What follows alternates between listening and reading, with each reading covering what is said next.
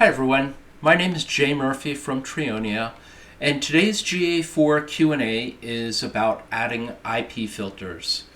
So first off, why would you want IP filters? Well, you may want to just look at data on your customers or potential customers to your website. But there are a lot of other people that will access your website. Yourself, development team, an SEO, or other marketing agencies, they all may be on your website and they'll clutter up your data if you don't filter them out.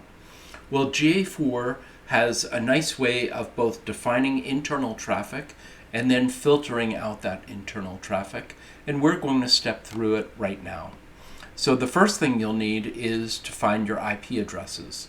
So what you'll do is just inside of Google search, you can say, what is my IP? And you'll get your IP address.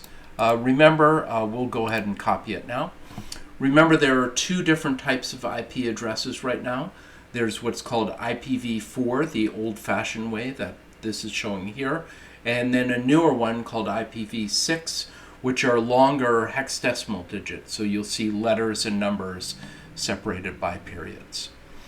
So to set up our filtering, the first thing we'll need to do is define our internal traffic. And so we'll go to the admin here, and we'll go to our data stream. And within our data stream, you might have more than one stream, but we just have the one here. We'll open it up and configure our tag settings down here, and then we'll do our show more, and this is where we can define our internal traffic. So we'll click on that, and we'll see there are no rules here. But for each type of traffic you'd want to filter out, you'll create a new internal traffic rule. And so in here, we'll create our first one. We'll give it our name here. We'll just call it HQ for short. This traffic type value you want to leave set to internal. That's what the filter is going to be looking for. So you can have 1, 10, 50 internal traffic rules as long as they all define it as a traffic type of internal. Your internal filters will remove that downstream. And so under our IP addresses, we could set IP ranges. So say we had a whole range of IP addresses that our network team had set up. We could put those in here. But what we've got is just a single one. So we're going to put in our IP address and use regular expression. I find that to be the most flexible way of doing it. We'll have a subsequent video that will teach you kind of basic regular expressions for using in filters and a lot of other areas within Google Tag Manager and GA4.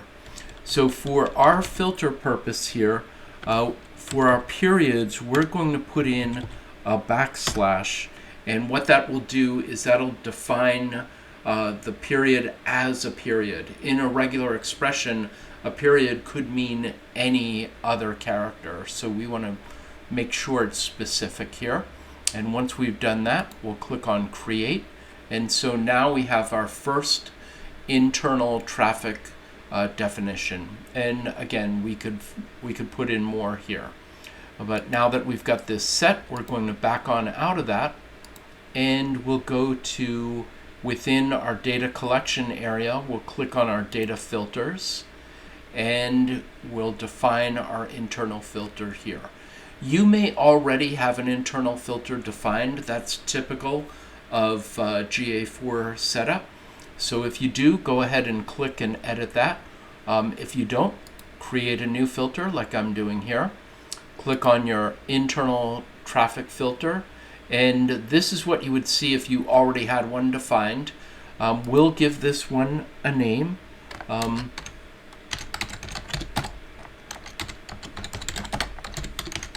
Notice that I'm giving it a fairly generic name, internal traffic filter, and I'm not calling it HQ traffic filter here because this is going to filter out any traffic type with internal. So when we define our internal traffic, as long as we've got traffic type internal, it's going to exclude it using this filter.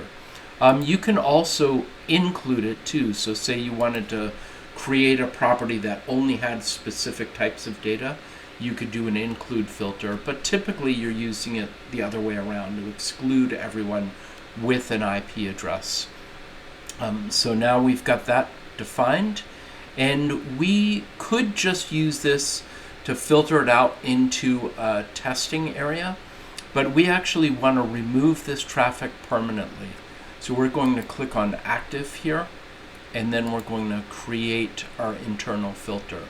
We do get this warning here because once we've activated this filter, it's going to remove that internal traffic by whatever IP addresses we've set up when we've defined it. But that is what we want. So we're going to go ahead and activate this filter here. Now you're going to want to test this filter as well. It actually takes up to 24 hours for these filters to be implemented. So wait 24 hours, go ahead and then from that IP address, generate some traffic, look in your real-time reports to make sure that traffic is no longer there, and you know your filter is in place. So that's how you set up IP filtering in GA4. If you've got any other GA4 or any other analytics, SEO, pay-per-click questions for us, definitely let us know in the comments down below. We'd be happy to answer them and maybe create new videos. Thank you very much, and have a great day.